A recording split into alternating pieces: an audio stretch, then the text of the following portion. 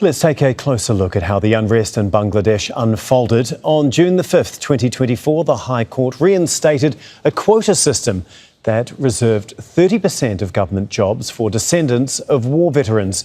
Prime Minister Hasina had abolished the system in 2018. Protests followed. By mid-July, protests escalated into violence. The Bangladesh Chowdhury, the youth wing of the governing party, confronted student protesters in Dhaka alongside law enforcement. At least 187 people were killed and 1,000 arrested. In early August, Prime Minister Hasina resigned and fled the country, ending her 15-year rule. Now, 3 days later, an interim government was formed, led by Nobel laureate Muhammad Yunus. Its members were responsible for restoring peace and preparing for elections. Now, political instability continues in Bangladesh as protests persist against the formation of the interim government, with many calling for early elections. Well, Tanvir Chowdhury joins us now from the Bangladeshi capital, Dhaka. Tanvir, 1 year on, what is the mood there like right now? What are people doing to mark this significant anniversary? Well, it's a public holiday. There is a festive mood in the city. People are walking about. There's rally going on in several parts of the city and across the country. You can see behind me there's festoons out there. Preparation for a major student rally, which will be within the next couple of hours, actually. They haven't started gathering here, and then there will be a mass rally next to the parliament, which will be addressed by the interim leader, Professor Muhammad Yunus. Some declaration is expected to come out of that. In general, people are happy with the outcome after a bloody student protest last year. This is the university campus. This is where it all started from. Even on the 5th of August, Al Jazeera team was here. We encountered police brutality here. We saw where tens of thousands of people eventually gathered here by mid-afternoon, around 3 p.m. local time, when there was tens of thousands of people who gathered around this area and the Shahbag Square, which is just a block from here. And when the declaration was made that Sheikh Hasina has left the country, something unprecedented in the country's history, the number of people in the street and the jubilation.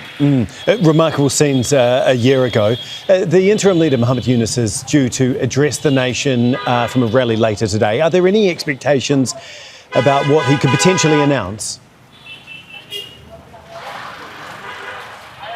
Well, there has been student rally last several days, and they've been demanding that the government declare what they call the July Declaration and the July Charter.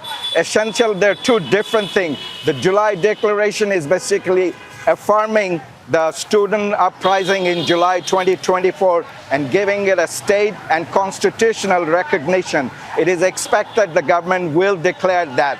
And the July Charter is basically a consensus reform document which will basically say how the different reform will take place in different sectors of the government and how it will be implemented. There's also expectation the exact date of the election might be announced today. So there's a lot of expectation what will happen and what kind of announcement will come out. There's a lot of people who are going to gather there. A lot of people are invited in that rally. Al Jazeera team will be there. We'll bring you more on those declaration and what happens. As for now, there's rallies and celebration across the city, and the mood is very festive. OK, thank you so much, Tanvir. No doubt we will be talking to you throughout the day there in Dhaka. Tanvir Chowdhury for us. Well, for more on this, we're joined now by Rumeen Farhana, who is a former member of Bangladesh's parliament. She joins us from Dhaka. Thank you very much for being with us here on Al Jazeera. First of all, 1 year on.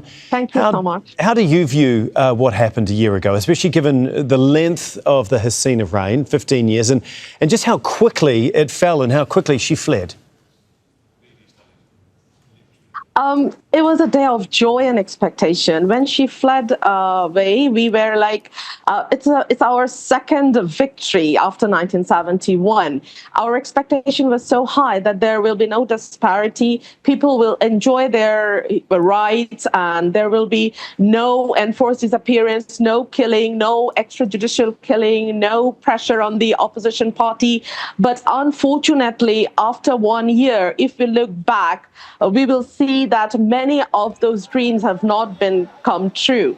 because still the law and order situation is not very good. More violence is there. The women and the marginalized people are not enjoying the equal rights as the majority. So there are some heartbreaking events that has taken place in last 1 year. So it's not maybe we dreamt really high, we really expected something great, but that has not yet come true. And we, the political parties, we do not know when will be our next election, because in 2014, 2018 and 2024 the people of Bangladesh could not exercise their voting rights, so they are eagerly waiting to choose their people. But unfortunately, we still do not know when will be our next election, number one. Number two, we have seen the mob violence and the law and order situation is not really very good.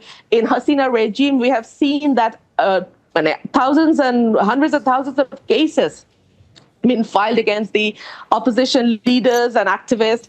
In those cases, we have seen there were named accused from 1 to 10, and rest are all unnamed accused, so that you can bring anyone under trial. So in this regime, we are also seeing the same fact. So, as a member of a political party and as a citizen, I can see that it's not 100 out of 100, but yes, this government is trying.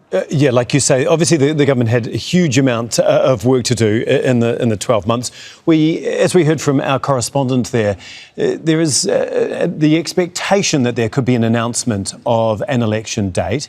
What do you believe that Mohammed Yunus might announce this afternoon, and just how high is the expectation for that to happen? Because as we've heard, there have been large protests pushing for that.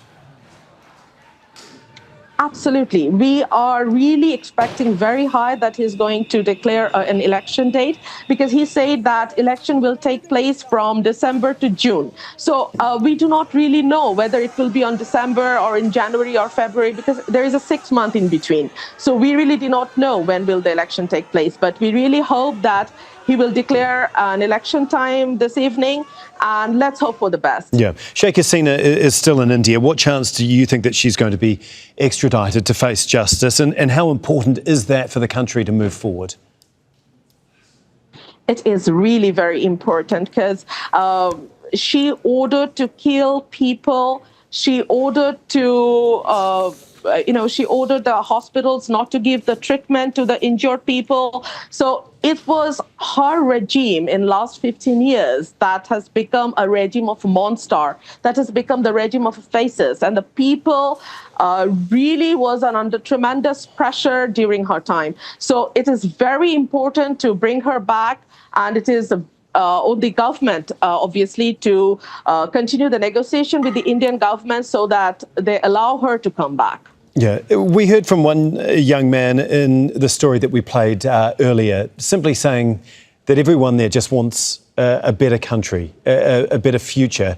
Is it on the right path, do you think?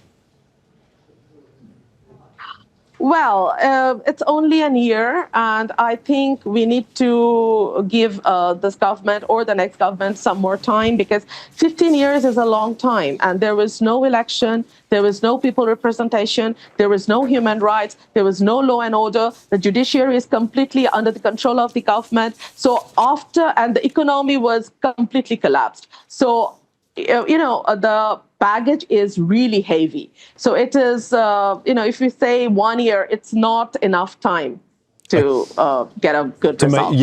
To make the changes that need to be made. Thank you so much. We really do appreciate your time and your thoughts, Rumeen Farhana, for us in Dhaka. Thank you so much for having me.